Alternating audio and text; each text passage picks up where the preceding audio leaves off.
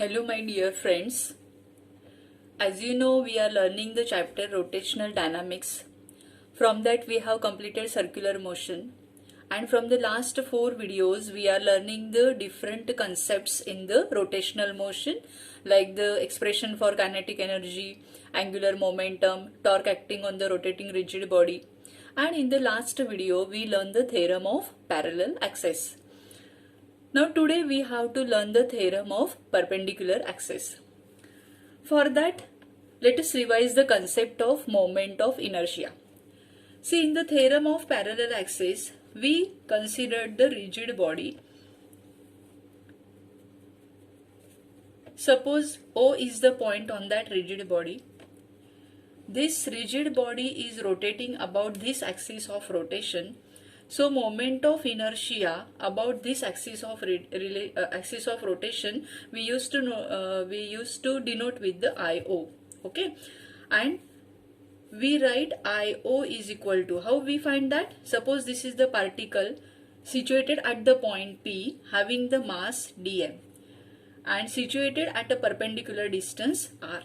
Okay, at that time we write IO is equal to integration of r square dm, because how we had written this?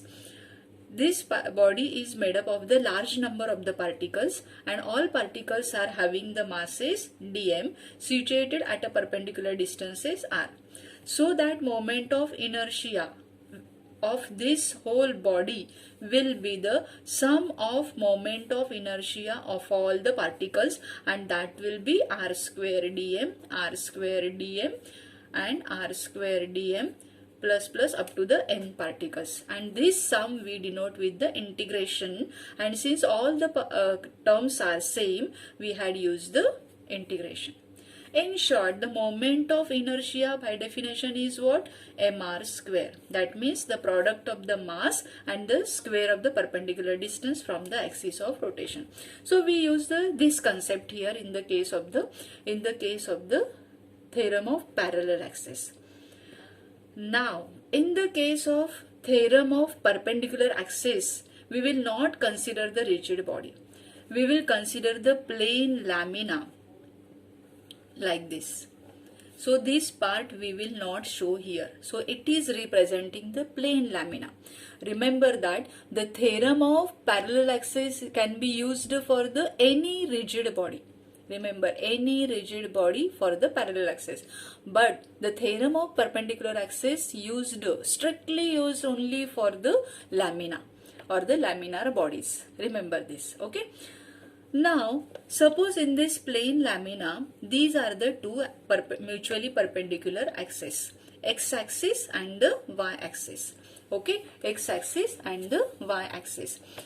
Now, suppose this plane lamina is rotating about the x-axis. Then what will the moment of inertia at that time?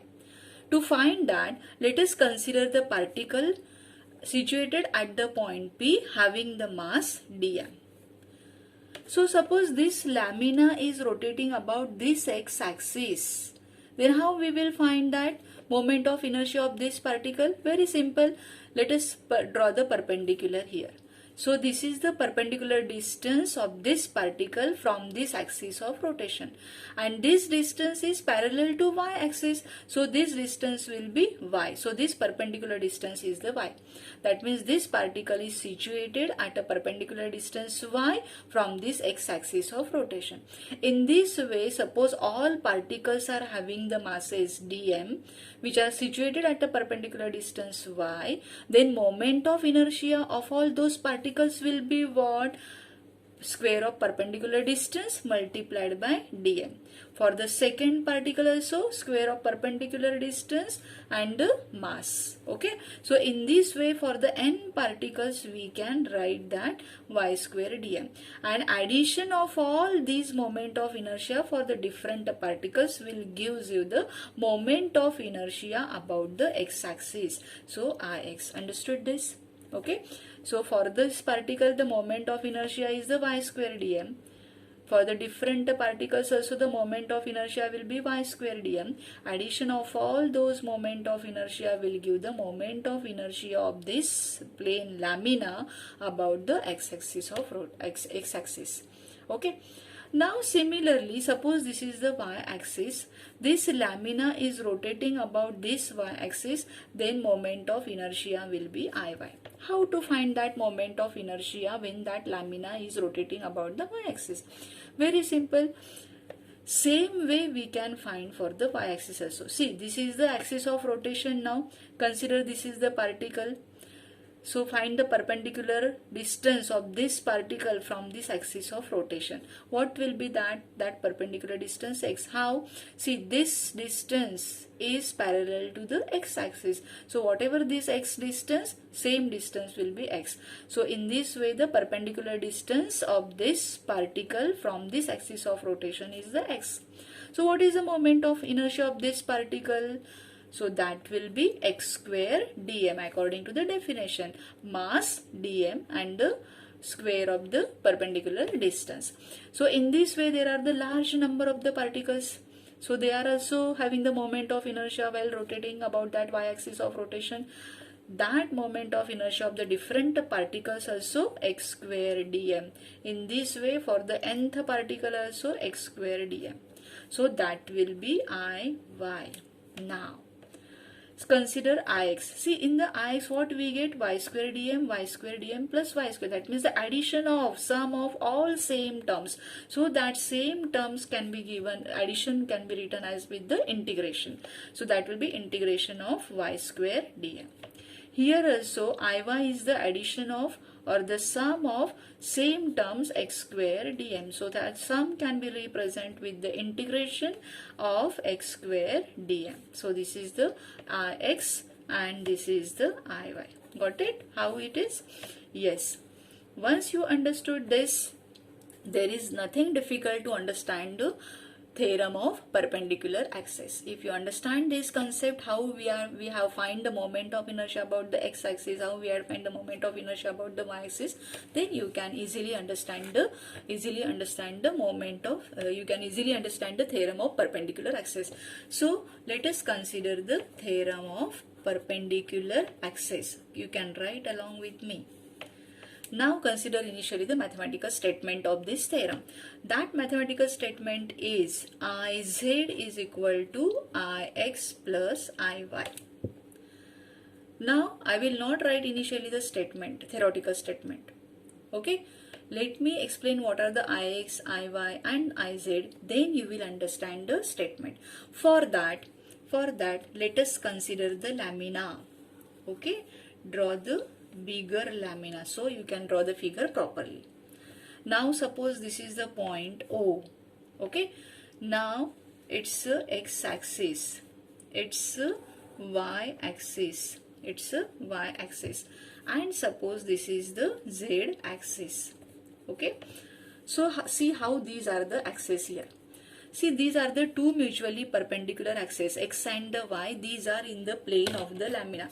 That means suppose it's a plane.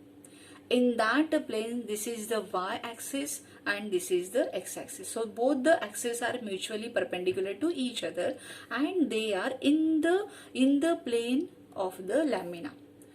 And this is the third axis, which is perpendicular to the plane of the lamina and passing through the intersection of the two mutually perpendicular axes. That means in this way, suppose these are the two axes in the plane lamina and this is the third axis which is perpendicular to the plane. So it's a x-axis, it's a y-axis. Listen carefully. If you know the position of the two mutually three axes, then easily you can write the statement. So this is the x-axis, it's a y-axis, and this is the third axis z. So these are the two mutually perpendicular axes. Their intersection point is the O, and through that point the other third axis which is perpendicular to the plane and which is passing through the intersection of the 2 points.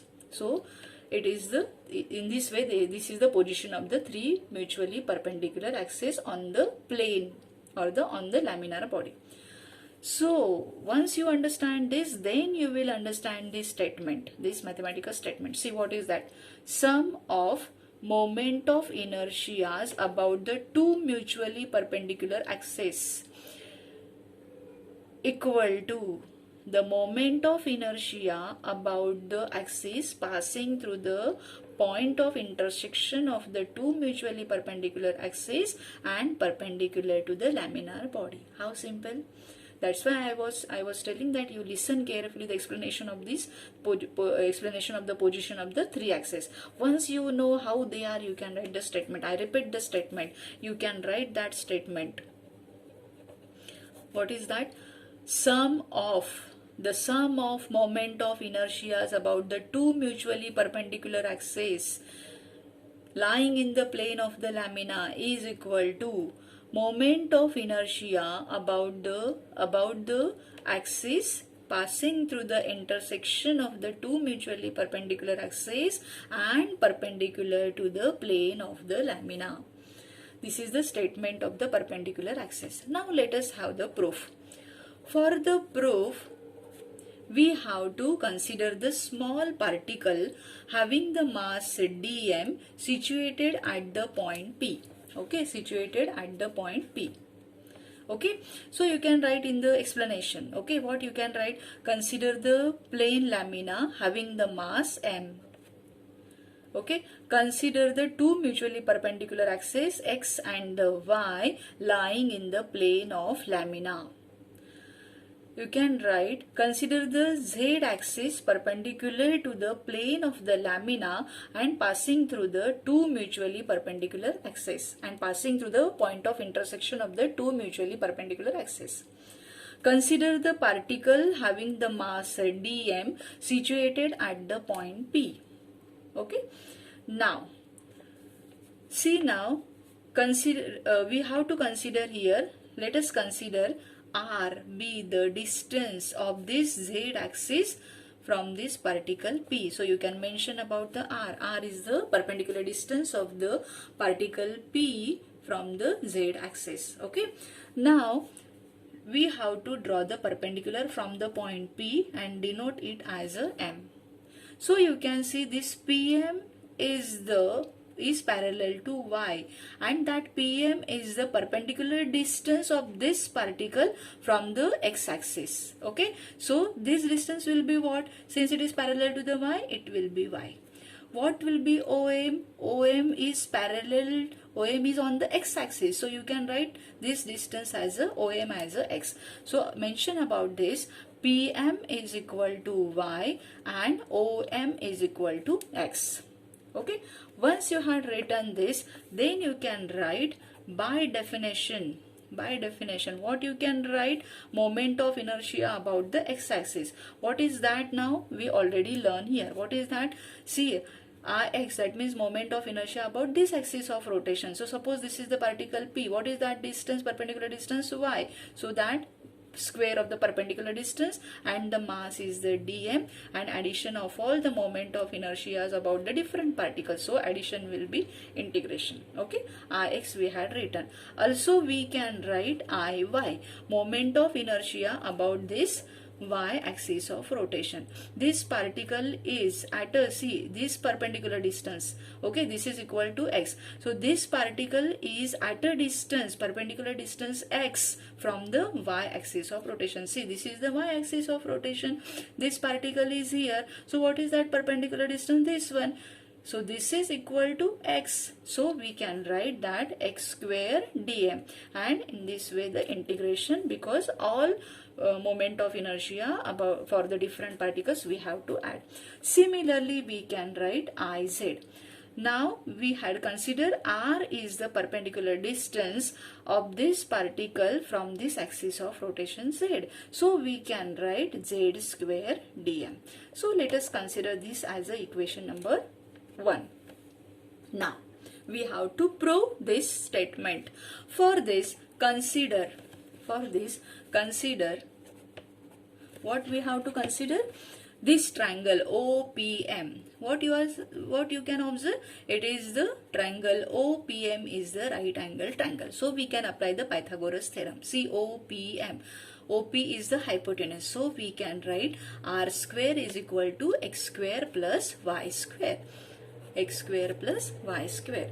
Now multiply each term with the dm because we have to prove this. So for this we have to do some mathematical calculation. So multiply each term with the dm. So it is the r square dm, x square dm plus y square dm. Now apply the integration. So we can write applying the integration as integration of r square dm is equal to integration of x square dm plus integration of y square dm. Okay. Now see, from the equation 1 we can write r square dm is what? R square dm where, sorry, iz we had it as z square. No, it is the r square dm because that perpendicular distance is the r. So r square dm is nothing but the iz. What is that x square dm? That is the iy plus y square dm is the ix. So rearranging the terms, we can write iz is equal to ix plus iy.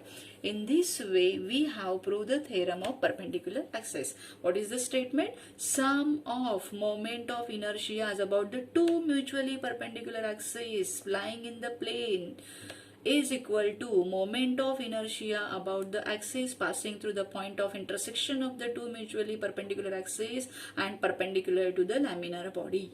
Okay, so in this way we learn the theorem of perpendicular axis. You can refer the page numbers 21 and 22 from my notes. That PDF I have sent to you, no? So those notes you can refer the 21 and the 22. From those pages you copy down in your notebook. Listen this video. Listen also the previous videos. Do the writing practice. Okay. Thank you, students.